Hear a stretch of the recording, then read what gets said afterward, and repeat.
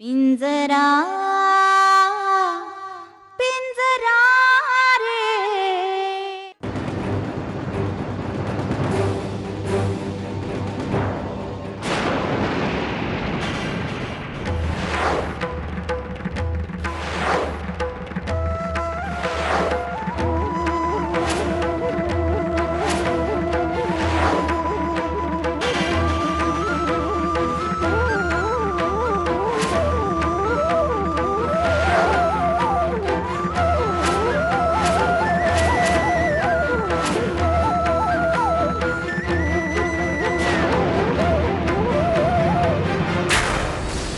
तात्या मला खरं खरं सांगा, नामदेवचं काय काम झालं?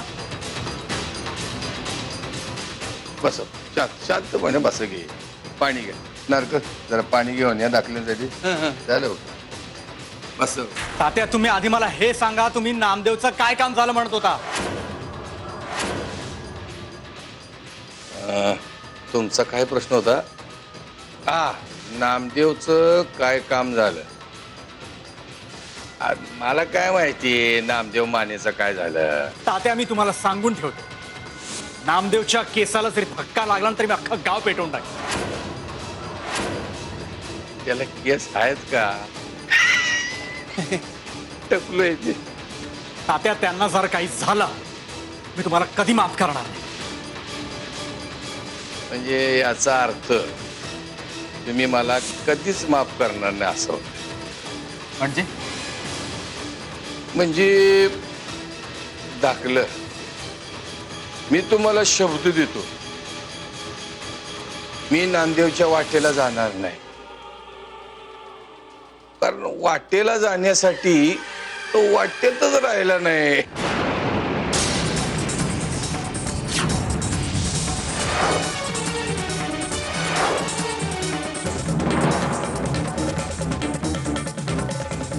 मारून टाकलं मी त्याला मारून टाकलं. आणि हे मी स्वतःहून तुझ्याकडं कबूल जरी केलं तरी तू किंवा आणखीन कोणी माझं काय पण वाकडं करू शकत नाही.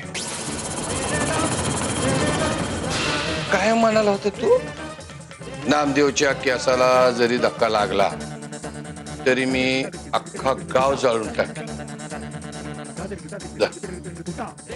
आधी या नामदेवच्या अंत्यसंस्काराचा बघा, आधी त्याला पेटवा.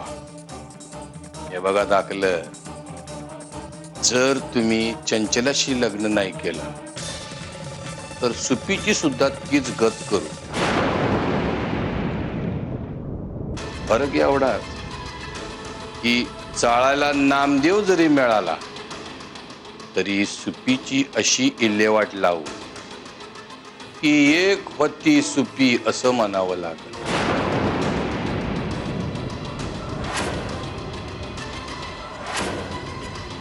आणि जरी सुपीला मारल्यानंतर सुद्धा तुम्ही बदला नाही तर मग नंबर लागतो तुमच्या आनंदी वहिनीचा.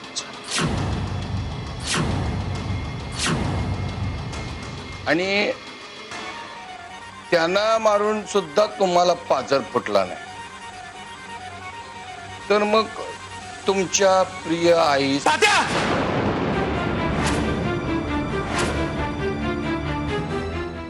मारून टाकली.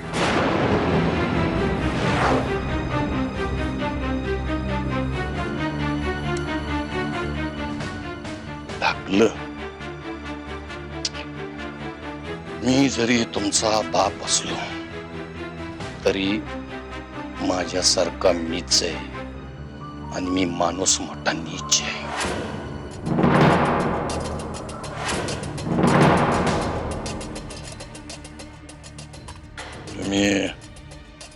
तुम्ही बापाच्या हातावर तुरी देऊन निसटण्याचा प्रयत्न केला, त्यामुळं आता तुमच्या बाबतीत काय पण दया माया नाही दाखवल्या.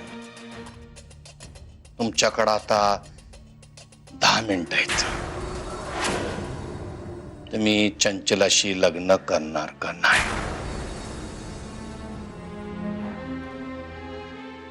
Your टाइम स्टार्ट नाव.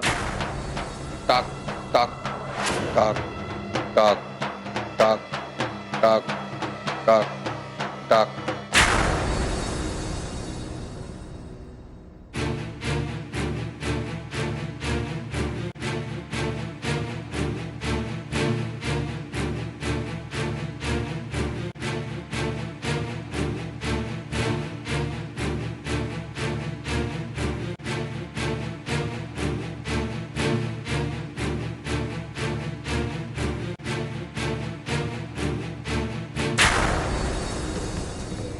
आनंदी, ए आनंदी, काय झालं ग? पंढऱ्या, आनंद थांब, मी तुला पाणी आणते. अगं बाई,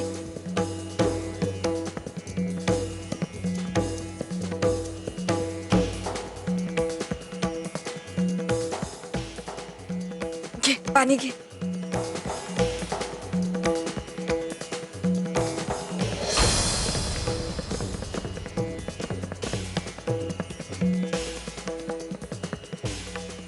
अगं काय झालं आनंदे, बोल की काहीतरी. कसा आहे नामदेव? मेले.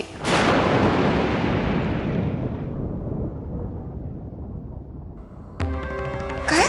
सोपीचे वडील गेले आई.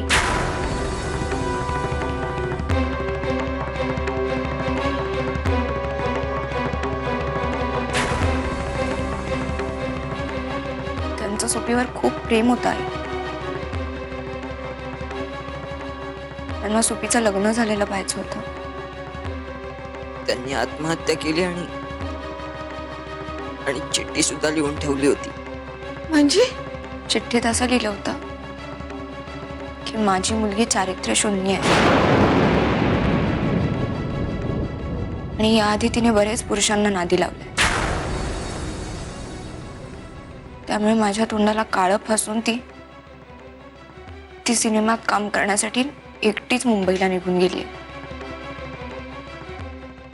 मला तिच्या आयुष्याची लक्तर झालेली पाहायची नाहीये,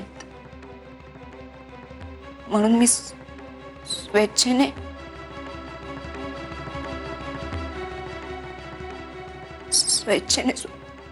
स्वतःला संपवतोय.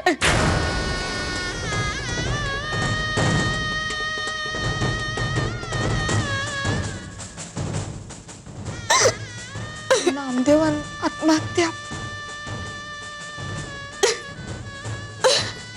हो, मी आणि आनंद त्यांच्या घरी गेलो होतो तेव्हा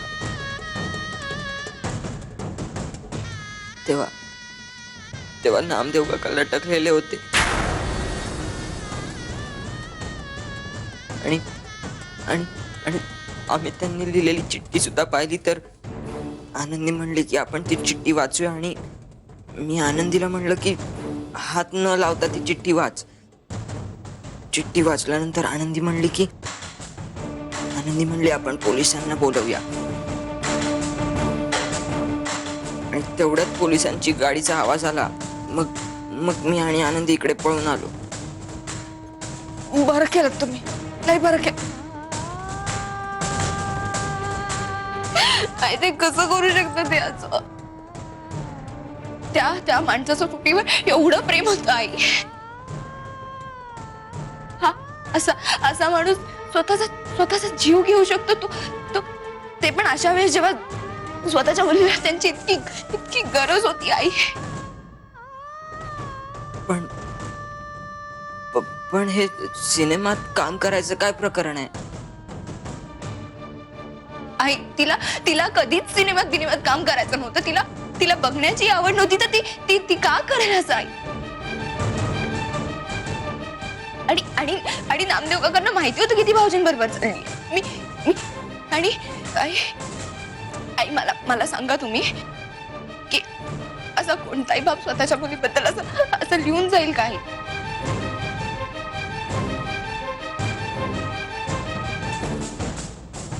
आनंदी, काय प्रश्न विचारू नकोस. फक्त मी काय सांगते ते ऐक. नामदेवाच्या जीवाला धोका आहे. त्याला वाचवता येणार असेल तर वाचव. आई, तुम्हाला माहिती होतं ना? म्हणजे तुम्हीच सांगितलं ना की की त्यांच्या जीवाला धोका कसं कळलाय तुम्हाला? बाद झालं ना आनंदाचा किती प्रश्न विचारशील? तुम्ही नका ह्या फंदात पडू.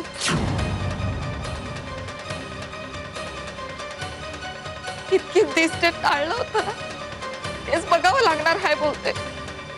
आई आई आता बास झाला आनंद. असं नाही तर सरळ तुझी बॅग भरून जा पुण्याला इरकडं. मला माझ्या मुलीसारख्या सुनाचा मुर्दा नाही पाहायचा. तुम्ही लांब राहा या घरापासून. लांब राहा, लांब राहा.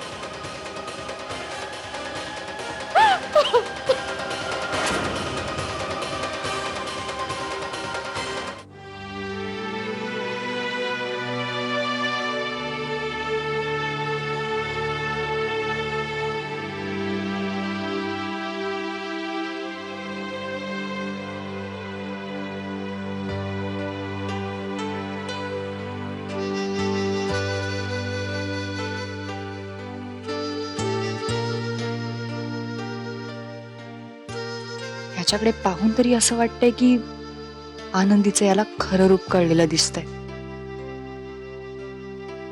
आता कसा विषय काढू मी याच्याकडे, नाहीतर उगाच माझ्यावरच सटकायचा.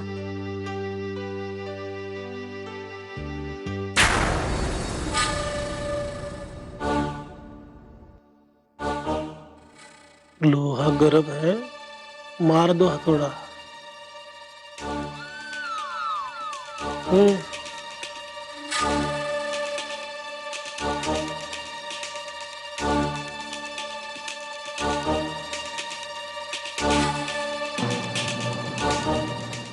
काय झालं गोरख काका? तुझा अचानक असा चेहरा का पडलाय? आनंदीला भेटलास का तू? काय नारायणी, माणूस बाहेरून आले आले त्याला असे प्रश्न विचारू नयेत ग. बसू देत त्याला, जरा श्वास तर घेऊ देत ना.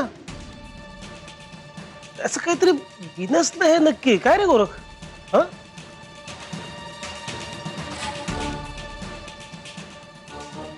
बोल ना गोरख काका, काय झालं? पुन्हा झाले का प्रश्न सुरू तुझे? थांब ना जरा.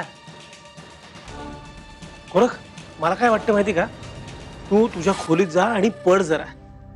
आणि तुझ्या मनाविरुद्ध काही झालं असेल ना तर त्याचा विचार करणं सोडून दे, विसरून जा. हा, अरे हो, पण गोरख काका तू आनंदीला भेटायला गेला होतास ना?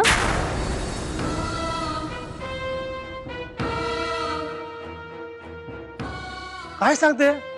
अगं बा, उलट उत्साहात पाहिजे तो. कारण आनंदी म्हणजे ह्याच्या जगण्याचं टॉनिक आहे ना. काय रे गोरख? हा,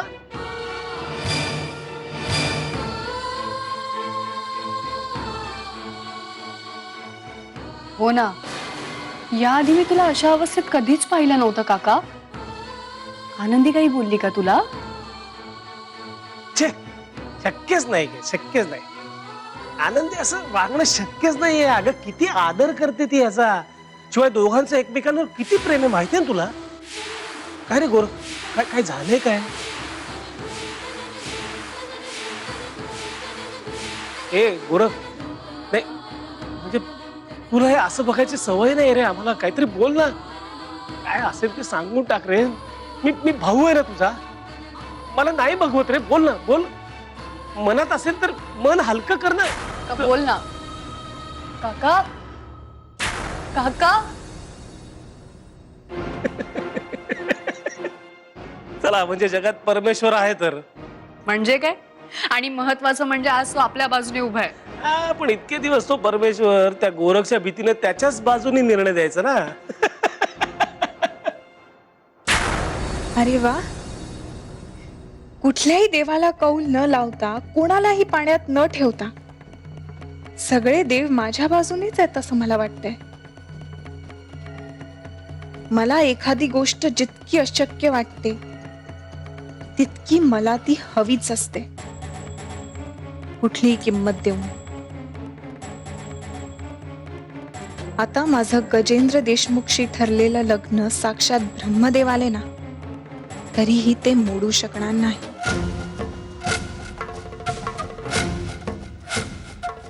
आई, तुम्हाला माहिती होतं ना? म्हणजे म्हणजे तुम्हीच सांगितलं ना की की त्यांच्या जीवाला धोका. कसं कळलंय तुम्हाला? पाच झालं ना आनंद, आता किती प्रश्न विचारशील? तुम्ही नका ह्या फातात पडू. आई, आता पास झाला आनंद, नाही तर सरळ तुझी बॅग भरून जा पुण्याला इरकडं. मला माझ्या मुलीसारख्या सुनाचा मुडदा नाही पाहायचा. तुम्ही लांब राहा या घरापासून. कसला विचार करतेस आनंदे? आई अशा का म्हणाल्या पंढऱ्या? म्हणजे त्यांनीच आपल्याला आधी सांगितलं होतं ना की की नामदेव काकांच्या जीवाला धोका आहे. मग मी प्रश्न विचारल्या होत्या त्या नेहमीसारख्या नाही वागल्या. काहीतरी आहे.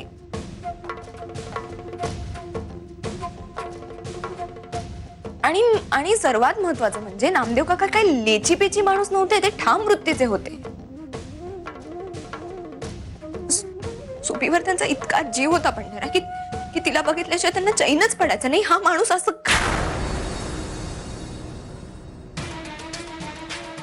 बरं, मुलीची बदनामी होईल अशी खोटी चिठ्ठी घालेली त्यांनी. सरळ सरळ खरं राहायचं ना की भाऊजींबरोबर पळून गेली.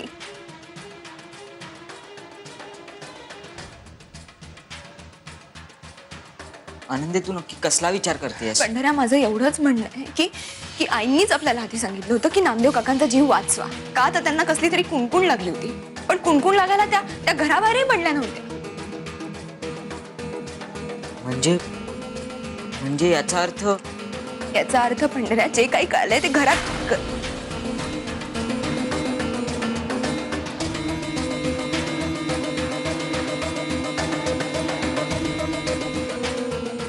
म्हणजे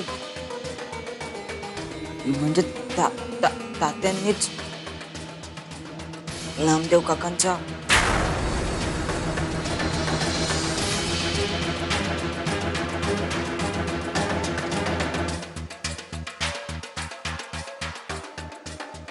तात्यांनीच नामदेव काकांचा खून केला.